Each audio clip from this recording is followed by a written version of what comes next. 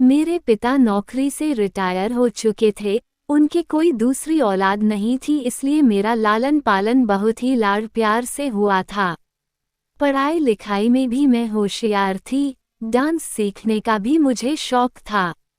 मैं कद काठी की अच्छी और रूप रंग में भी खूबसूरत थी। एक बार शहर में डांस का कंपटीशन था, मैंने भी उसमें हिस्सा लिया और मैं उसे जीत गई। सब लोग मुझे बधाई दे रहे थे। उसी समय जय मेरे पास आया और बधाई देते हुए कहने लगा, मिस प्रिया, मैं मुंबई से आया हूँ। अगर आप फिल्मों में काम करना चाहे तो ये रहा मेरा कार्ड, मैं यहीं एक होटल में ठहरा हूँ। मेरे मन में फिल्मी हीरोइन बनने के ख्वाब पहले से ही करवट ले रहे थे। मैंने सोचा भी ना था कि फिल्मों में जाने का मौका मुझे इतनी जल्दी मिल जाएगा। मैं रात भर जय का कार्ड लेकर सोई। अगले दिन दोपहर होते होते ही मैं उस होटल पहुंच गई। क्या लेंगी, ठंडा या गर्म? जय ने पूछा। ठंडा लूंगी, मैंने कहा। जय ने वेटर को ठंडा लाने का ऑर्डर दिया। इस बीच उसने मुझको कई एंगल से देखा। जय ने मेरी आंखों में देखते हुए कहा, मिस प्रिया, मैं यहाँ फिल्मों के लिए नए चेहरे की तलाश में आया हूँ। मुश्किल यह है कि मैं जहाँ भी जाता हूँ वहाँ नए चेहरों की भीड़ लग जाती है। मैं हर किसी को तो हीरोइन बना नहीं सकता। जिसमें टैलेंट होगा वही तो फिल्मों में आ सकेगी। मेरे बारे में आपकी क्या राय है? मैंने शर्माते हुए जय से पूछा। जय ने कहा, तुम्हारा गोरा भूरा भरा हुआ बदन है, फिगर अच्छा है, तुम्हारे मुस्कुराने पर गालों में जो ये गड्ढे बनते हैं वे भी लाजवाब है। डांस में तो तुम होशियार हो ही। रही एक्टिंग की बात तो एक्टिंग ट्रेनिंग ज्वाइन करवा दूंगा। जय को लगा कि चिड़िया फंस रही है। उसने मेरी ओर देखते हुए फिर कहा, मिस प्रिया, मुझे पर भरोसा रखो।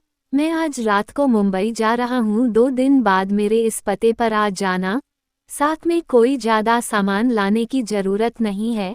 वहाँ मैं सारा इंतजाम कर दूंगा। अभी अपने घर परिवार या फिर यार दोस्तों को भी मत बताना। मेरे ऊपर जय की बातों का जादू की तरह असर हुआ। मैं अभी से अपने आप को फिल्मी हीरोइन समझने लगी थी। मैंने मन ही मन तय किया कि मैं मुंबई जरूर जाऊंगी। रही माँ बाप की बात तो ढेर सारी दौलत आने के बाद सब ठीक हो जाएगा। आज जय को गए 3रा दिन था। मैंने चुपचाप मुंबई जाने की तैयारी कर ली। स्टेशन पर पहुंचते ही मैंने जय को फ़ोन कर दिया कि मैं सुबह की गाड़ी से मुंबई आ रही हूँ। जय ने मुझे स्टेशन पर मिलने के लिए कहा। मैं पहली बार मुंबई आई थी। स्टेशन पर उतरते ही मुझे जय मिल गया। स्टेशन के बाहर निकलते ही जय ने मुझको कार में बैठाया और कार तेजी से चल दी।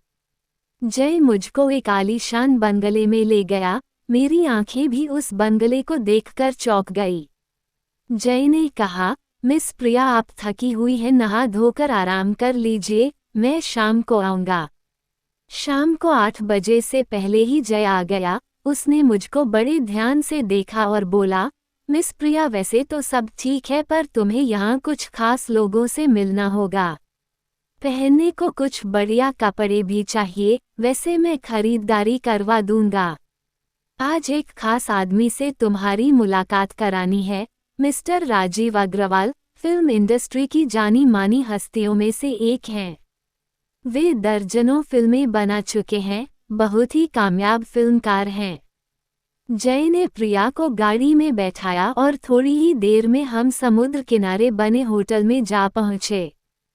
राजीव अग्रवाल वहां पहले से मौजूद था। जय ने मेरा परिचय कराया। राजीव मुझको देखकर बहुत खुश हुआ। एक अनछुई कली उसे मिलने वाली थी। राजीव ने जय से कहा, क्या लेंगे, ठंडा या गर्म? जय ने कहा, कल की होने वाली हीरोइन हमारे सामने है, आज तो कुछ यादगार पार्टी हो जाए। आज का मीनू मिस प्रिया की पसंद का होगा। मैंने केवल ठंडा पीने की हामी भरी। ठीक है, आज हम भी मिस प्रिया की पसंद का ही ड्रिंक लेंगे। राजीव ने वेटर को ठंडा सॉफ्ट ड्रिंक लाने का ऑर्डर दिया। थोड़ी ही देर में वेटर ने टेबल पर ड्रिंक सजा दिया। जय ने गिलास में ड्रिंक डालते हुए कहा, मिस प्रिया, ये फिल्मी दुनिया है, यहाँ कुछ दिखावा करना पड़ता है। सामने देखो, फिल्मी हस्तियां बैठी हुई है, अपना मनोरंजन तो कर रही हैं, साथ ही अपने हाव भाव से दूसरों को भी लुभा रही हैं। मैंने एक बार फिर होटल में उनते हुए मादक माहौल को देखा। वहाँ की बातचीत और हवा में एक अजीब सी गंध तैर रही थी। हम तीनों लोग ठंडा पीने लगे। इसी बीच जय ने मेरे गिलास में एक पुड़िया घोल दी जिसे मैं नहीं देख सकी। राजीव ने मुझको तिरछी नज़रों से देखा और कहा, मिस प्रिया, हम लोग फिल्मों में करोड़ों रुपए लगाते हैं, किसी नए कलाकार के लेने में रिस्क होता है, बेडरूम सीन भी लेने पड़ते हैं। अगर नया हीरो सीन को करने में शर्मा गया तो अपना बेड़ा गर्क समझो। इसलिए हम बहुत सोच समझकर किसी नए हीरो को लेते हैं। मैंने सोचा मुश्किल से मुझे यह मौका मिला है, अगर अपने भरोसे से इन्हें नहीं जीता तो काम नहीं बनेगा। अचानक मुझको अपना सिर भारी सा लगा, जगमगाती रोशनी नाचती सी दिखी। मैंने जैसे कहा, मेरा सिर चकरा रहा है, मुझे नींद सी आ रही है, मैं अब बैठी नहीं रह सकूंगी। जय ने राजीव की ओर देखा और कहा, चलो हम लोग चलते हैं, कल स्क्रिप्ट पर चर्चा करेंगे। जय ने मुझको सहारा दिया और होटल के बाहर खड़ी कार तक लाया। मुझ पर पुड़िया का पूरा असर हो गया था। मुझको साथ लेकर जय राजीव के साथ बैठ गया। वे गाड़ी को सीधे एक कोठी पर ले गए। मैं पूरी तरह बेसुध थी। सुबह जब मेरी नींद खुली तो मेरा बदन दर्द के मारे फटा जा रहा था। मैं समझ गई कि मेरे साथ धोखा हुआ है। अब पछतावे के सिवा मैं कर भी क्या सकती थी। घर तो वापस जाने से रही। मैं तकिए में मुंह छिपाकर रोती रही। शाम होते ही मिस्टर राजीव दोबारा कमरे में आया। हेलो मिस प्रिया, कैसी हो? तुम्हारे लिए जल्द ही एक फिल्म शुरू कर रहा हूँ। फिल्म के फाइनेंसर अनमोल भाई आए थे, सभी बातें तय हो गई हैं, चलो तुम्हें कुछ खरीदारी करवा दूँ। हमारी नई हीरोइन जल्द ही बुलंदियों को छूने वाली है। मैं बेमन से उठी। मुझे फिल्म में हीरोइन बनने का सपना बार बार खींच रहा था। मैंने जय के बारे में पूछा तो राजीव ने कहा कि वो फिल्म की लोकेशन देखने बाहर गया है। इस फिल्म की शूटिंग विदेशों में भी होगी। मैं जब रात को लौटी तो मेरे पास नए फैशन के कपड़े थे। मैं अपने आप को फिल्मी हीरोइन समझने लगी थी। इसी तरह राजीव के साथ पूरा महीना निकल गया। मैं रोज रात को राजीव के साथ सोती। एक दिन राजीव ने मुझसे कहा, प्रिया, मैं फिल्म के सिलसिले में बाहर जा रहा हूँ। इस बीच अनमोल भाई आएंगे, वही फिल्मी ट्रेनिंग भी दिलवाएंगे। मेरे लौटने पर फिल्म का भव्य मुहूर्त होगा। अनमोल भी मुझको फिल्मी ख्वाब दिखाते रहे। इस बीच ना तो जय लोकेशन देखकर लौटा और ना ही राजीव विदेश से। जो खेल जय मेरे साथ खेलता रहा था वही खेल अनमोल ने भी खेला। मुंबई आने पर मैं पहली बार 2 दिन तक अकेली रही। दोपहर का समय था। मैं चिंता में डूबी एक मैगजीन पलट रही थी कि बाहर की घंटी बजी। मैंने दरवाजा खोला तो दरवाजे पर कुछ दादा टाइप लोग खड़े थे। उन्होंने मुझसे कहा, मैडम, ये कोठी खाली कर दीजिए, इसका एग्रीमेंट खत्म हो गया है, किराए पर थी। मैं कहाँ जाऊँ, यहाँ तो मेरा कोई भी नहीं है। मिस्टर राजीव और अनमोल भाई को आ जाने दीजिए। राजीव और अनमोल अब कभी नहीं आएंगे। और जय, देखिए मैडम, जय आपको कहाँ मिलेगा, वह तो नए चेहरे की तलाश में पूरा हिंदुस्तान घूम रहा होगा। देखिए मुझे कुछ तो समय दीजिए, यहाँ मेरा कोई नहीं है, अपना कुछ इंतजाम करती हूँ, आपकी बड़ी मेहरबानी होगी। ठीक है, हम आज दिन का समय देते हैं, कल इसी समय आएंगे। अगर यहाँ से नहीं जाओगी तो धक्के मारकर तुम्हें बाहर निकाल देंगे। यह मुंबई है, मुंबई, ध्यान रखना मैडम।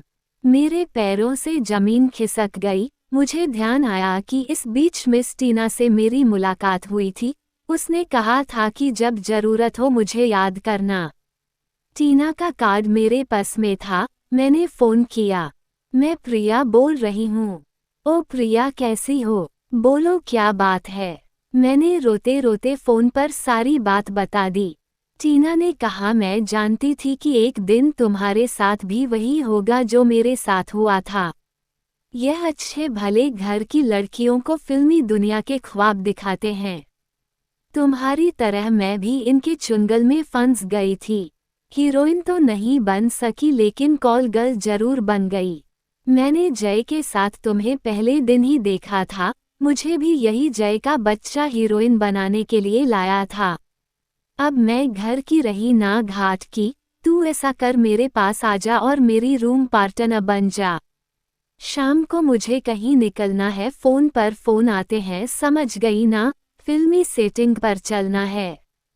मेरी और तुम्हारी जैसी ना जाने कितनी ही लड़कियां इस माया नगरी में आ गई और कितनी ही आने वाली हैं। ये सिलसिला कब रोकेगा कहा नहीं जा सकता। आज भी जय जैसे कई दलाल फिल्मी हीरोइन बनाने के लिए नए चेहरों की तलाश में है। मैं मन ही मन अपने आप को कोस रही थी।